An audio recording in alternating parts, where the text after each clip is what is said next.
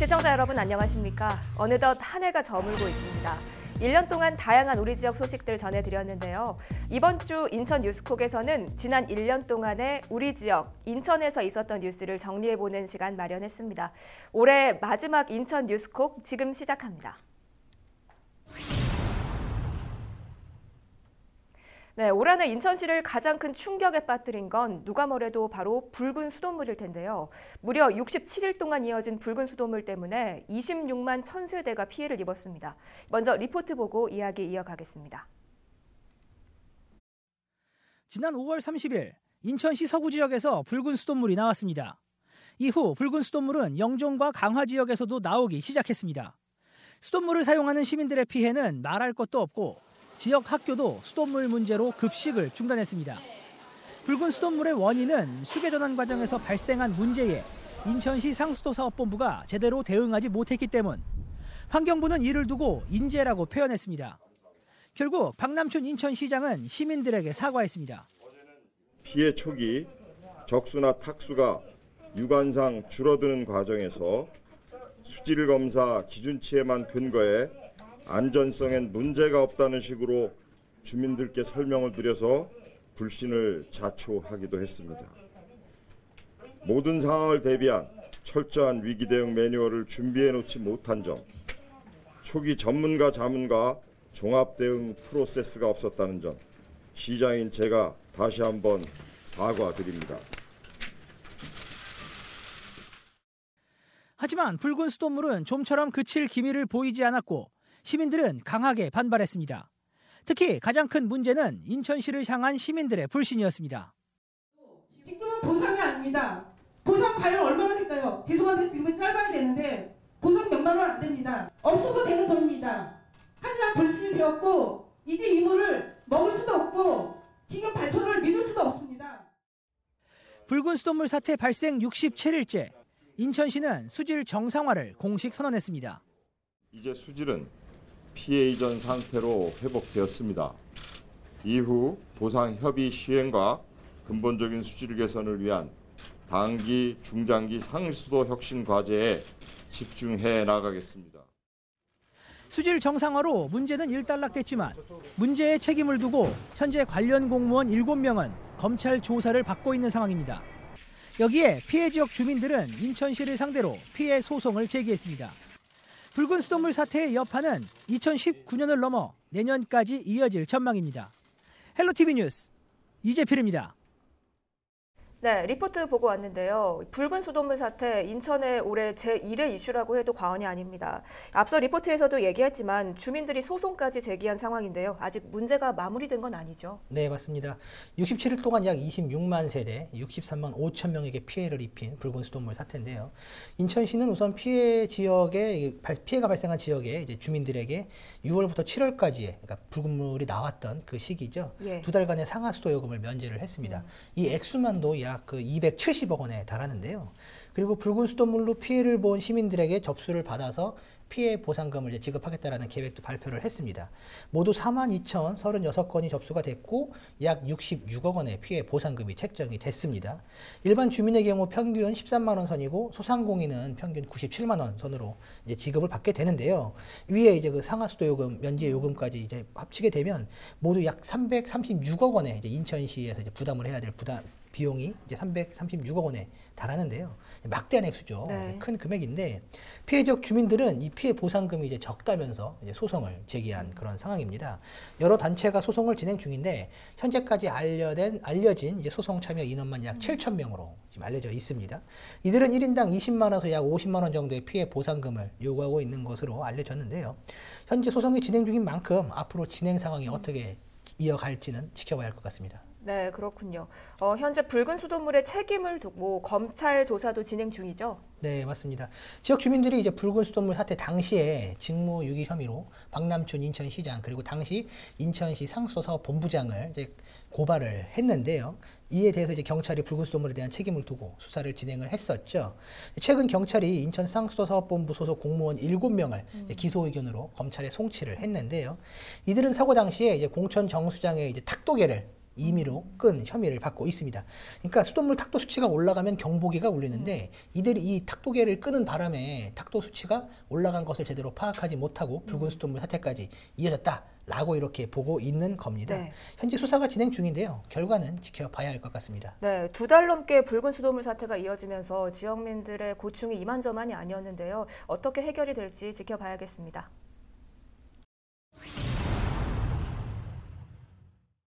이번에는 계양 지역으로 가보겠습니다. 올 한해 계양 지역의 가장 큰 이슈를 꼽으라면 정부 3기 신도시 계양 테크노밸리 추진을 빼놓을 수 없을 겁니다. 본격적인 사업도 이제 막 속도를 내고 있는데요. 교통망 구축과 집값 상승 등 신도시 효과가 이어진 반면에 주민 반대와 보상 문제까지 아직 해결해야 할 과제도 많습니다. 먼저 리포트 내용 보고 와서 얘기 나눠보겠습니다. 지난해 말 계양 테크노밸리가 정부 신도시 가운데 하나로 선정됐습니다. 앞으로 계양 테크노밸리에는 슈퍼급행 간선버스, 일명 SBRT가 들어서 서울과의 접근성을 좁힐 예정입니다. 아파트 가격에도 신도시에 대한 기대 심리가 반영됐습니다. 계양 자체는 특별히 신규 공급이 많지 않았고요. 3기 신도시가 들어오면 기반시설이 좋아질 거라는 향후 기대감이 있어서 다른 지역과 달리 상승세를 보이고 있습니다. 반면 보상과 환경 문제 등을 이유로 원주민과의 갈등도 잇따랐습니다. 주민 반발에 급기야 LH의 주민설명회가 열리지 못한 채 수차례 미뤄지기도 했습니다. 인천 계양에 이어 지난 5월 인접한 지역인 부천 대장도 신도시로 추가 지정됐습니다. 하지만 멸종 위기종들이 서식하는 대규모 논습지인 부천 대장동 일대 환경 파괴를 우려하는 목소리가 높습니다. 종합적인 생태계 보고라고 할 수 있는데요. 이런 것을 신도시 개발한 것 자체가 그 자체를 파괴하는 굉장히 심각한 문제가 있고. 연이은 3기 신도시 발표에 검단과 김포 등 기존 신도시는 반대하고 나서는가 하면 신도시 선정으로 평생 삶의 터전에서 내몰리게 된 계양과 부천의 실용농민들은 최근 현실적 보상안을 두고 함께 공동 대응에 나서기로 했습니다. 저희 주민들의 요구사항을 많이 얘기를 했으나 지금 정부나 사업자 측에서는 아무런 대응도 대답도 내놓지 않고 있어서 대대적인 집회를 다시 하려고 지금 계획 준비하고 있습니다. 계양과 부천 두 지역에 앞으로 3만 가구에 가까운 공공주택 지구가 들어설 예정인 가운데 지역사회의 반대 의견을 어떻게 좁혀갈 수 있을지가 관건입니다. 헬로티비 뉴스 이정아입니다. 네, 스튜디오에 취재한 이정아 기자 나와 있는데요. 자세한 내용 들어보겠습니다. 예, 이 기자, 정부 3기 신도시가 우리 지역인 계양에 추진이 됐는데요. 인근 지역인 부천까지 함께 신도시로 지정이 되면서 시너지 효과를 기대할 수 있게 됐습니다. 네. 반가운 소식이긴 한데 어쩐 일인지 신도시와 관련된 새로운 이슈가 최근에 부각이 되고 있죠? 네, 맞습니다. 신도시 추진이 주민들과 함께 발맞춰서 추진 중이었는데 이 상황에서 새로운 이슈가 나왔습니다. 바로 3기 신도시인 계양 테크노밸리 부지의 광역 폐기물 소각장을 검토하고 있다는 소식이 알려지면서 지역 주민 반대 목소리가 거세지고 있는 건데요. 지역 주민을 대상으로 최근 인천시와 지역구 국회의원이 나서서 설명회를 열기도 했습니다. 네, 설명회 현장에서 어떤 내용들이 오갔습니까? 네, 계양 폐기물 소각장에 대한 주민 설명회가 열린 건데 시작부터 분위기가 심상치 않았습니다. 계양 3동 주민센터 회의실 다소 비좁은 공간에서 설명회가 개최가 됐는데 예상보다 더 많은 주민들이 몰렸습니다. 공간에 준비된 좌석을 훌쩍 넘는 인원들이 참여했는데요. 주민들이 이 문제에 대해서 얼마나 민감하게 반응하고 있는지를 알 수 있었습니다. 자료 영상도 지금 이제 나오고 있는데 그 설명회가 시작되기 전부터 자리에서 피켓 시위를 비롯해서 거세게 반대 구호를 주민들이 외치기도 했습니다. 그리고 인천시와 또 송영길 의원이 그 발언을 할 때마다 전면 반대라고 야유를 보내는 모습도 볼 수 있었는데요. 네. 앞서 인천시는 한국토지주택공사와 계양 테크노밸리 사업 협의 과정에서 폐기물 소각장 설치 검토를 요구한 것으로 알려졌습니다. 당연히 지역의 쓰레기 폐기물 소각장이 들어선다는 또 들어설지도 모른다는 이 불안감에 네. 우려를 한 주민들은 일단 그런 논의가 있다는 것만으로도 참을 수 없다는 입장입니다. 네, 주민 설명회 현장이 지금 자료 화면으로 나왔는데 네. 반발이 상당했던 것 같습니다. 구체적으로 주민들이 어떤 요구를 하고 있는 건가요? 네, 일단 계양 지역의 폐기물 소각장은 절대 안 된다는 게 주민들의 입장인데요.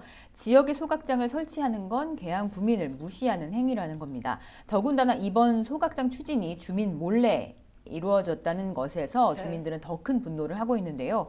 더군다나 또 이 소각장이 만약에 광역 단위의 소각장이라면 더욱이 이제 반대를 하는 겁니다. 네. 계양 쓰레기 소각장에 대한 문제가 제기되자마자요, 지역의 곳곳을 다니면서 반발의 목소리를 내는 분이 계세요. 평범한 어머니신데 최근 이제 계양 테크노밸리 주민 보상 현실화 움직임에 발맞춰서도 지역에서 집회가 잇따르고 있어요. 근데 그 장소에도 계속 이제 나시더라고요, 같이. 네. 소각장 문제에 대해서 반대 의견을 내고 계신데 저희가 그날 설명회장에서도 만나볼 수 있었습니다. 지역 주민의 목소리로 현재 심경을 좀 자세히 들어보시죠. 느닷없이 왜 소각장을 갖다 발표하셔갖고 그것도 몰래 아무도 몰라요. 지금 아는 사람이 없어요. 그리고 제가 이게 서명을 하러 다녔더니 도대체 우리 계양구에 소각장이 웬 말이냐, 아라뱃길이 있는데, 아니 나라에 산다면 법으로 밀어붙이면 우리는 꼼짝 못하는 거 아닙니까? 우리는 진짜 아무 먼지 같은 존재입니다. 나라에 살면은, 나라의 법이다 하면은 저희는 그냥 하는 거 아닙니까? 그러니까 절대 안 됩니다. 저희는 끝까지 죽을 때까지 무턱대고 저희는 할 것입니다. 네, 상당히 강경한 입장을 보이고 있는데요.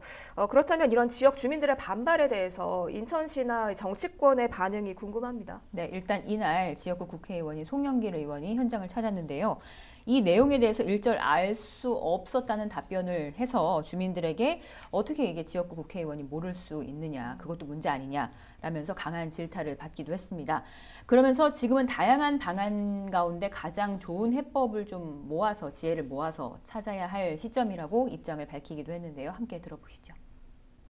송영길 의원과 박남춘 시장이 밀실 행정을 했다, 이런 표현이 있는데 전혀 저는 사실을 알 수가 없었고, 가장 좋은 방안을 찾기 위해서 지혜를 모은 단계에 있기 때문에 여러분들이 침착하시고. 네, 일단 인천시가 현재까지 추진 상황을 주민들에게 전달하는 순서도 있었는데요. 일단 시의 입장은 현재 인천 지역의 소각장이 사실상 포화 상태인 상황에서 이후 17,000세대의 계양 테크노밸리 3기 신도시가 들어설 경우 이 소각장은 필요하다는 겁니다. 불가피하다는 건데, 그리고 이 내용에 대해 인천시가 LH에 검토해달라는 요청을 했던 것도 인정을 했습니다. 그러면서 소각장 자체를 광역으로 갈지 이게 군구 단위로 쪼개서 소각장을 설치할지 아직은 정해진 바가 없다면서 폐기물 발생지 처리 원칙에 따라 검토 중인 내용이기 때문에 용역을 거쳐서 내년 12월쯤에 확정이 날 거라고 일단 주민들을 안심시키기도 했습니다. 인천시의 입장을 직접 한번 들어보시죠. 현재까지는 아무것도 결정된 게 없는데 최종 결정은 언제가 되냐면 내년 12월 정도에 최종 결정이 될 것으로 보고 있습니다. 우리 그 LH나 국토부에서 계양 테크노밸리에 대한 환경 영향 평가서 초안이 나옵니다. 그렇기 때문에 거기에 그 초안을 가지고 이제 검토를 하게 되겠습니다. 네, 여기에 더해서 만일 광역으로 추진이 될 시에는 계양에 설치를 하게 된다면 이후에 이제 인근 지역에는 분담금을 청구할 수도 있다는 게 또 대안으로 제시가 되기도 했지만요. 주민들은 어쨌든 일단 내 지역에는 싫다는 게 입장이고요. 그날 다시 한번 그 목소리를 확인할 수 있는 자리였다고 볼 수 있겠습니다. 일단 주민 설명회 끝부분에 박성민 인천시의원이 마이크를 잡았습니다. 박 의원은 인천시의회 차원에서 그 계양 폐기물 소각장 추진을 전면 백지화하는 안을 인천시에 건의하겠다고 해서 일단락 이제 주민 반발은 일단락되고 자리가 마무리가 됐다고 하는데요. 하지만 현재 주민들의 관심이 이게 매우 높은 사안이고 어디까지나 계속 진행될 이슈일 수밖에 없는 만큼 관련 내용은 새해에도 추가적인 내용이 계속적으로 나올 것으로 보입니다. 조금 더 지켜봐야 할 것으로 보입니다. 네, 지역의 새로운 이슈로 떠오른 쓰레기 소각장 문제, 내년에도 후속 보도 기대하겠습니다.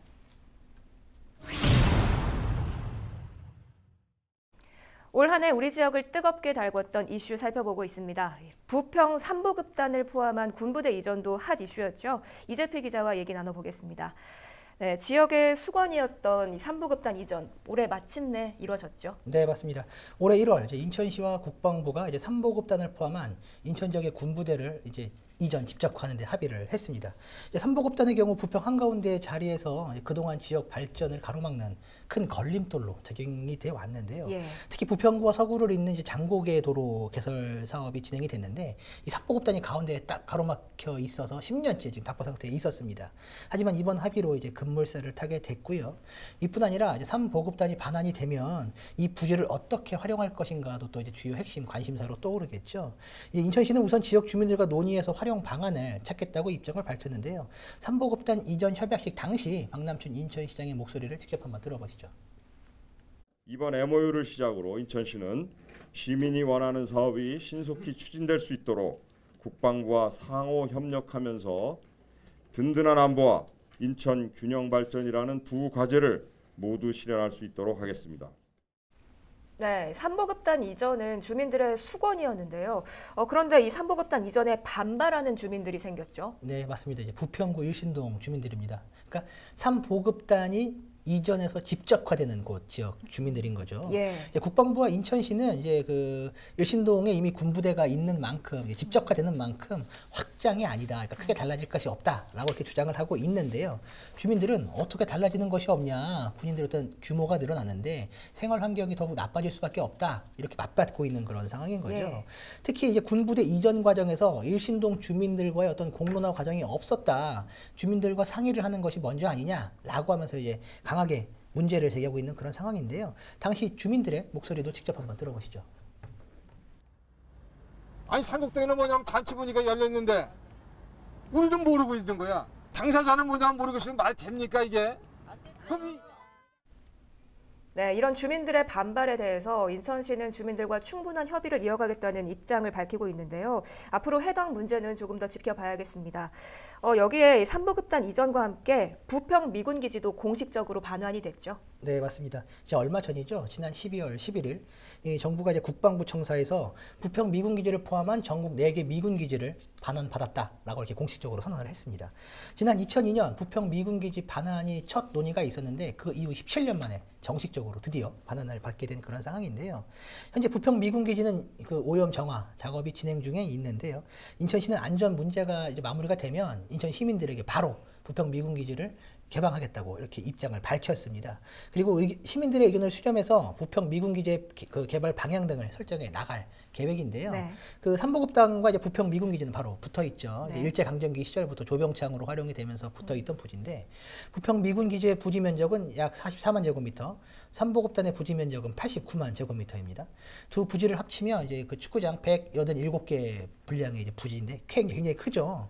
부평구 한복판에 자리하면서 지역의 발전을 크게 막아왔는데 부평구는 인천시 전체 면적의 3%밖에 되지 않지만 인구는 인천 전체의 6분의 1이나 됩니다. 예. 그만큼 땅이 부족한 그런 지역인데요. 이런 상황에서 이번 군부대 반환은 지역 주민들을 위한 굉장한 호재로 작용할 것으로 이렇게 내다보고 있습니다. 그렇군요.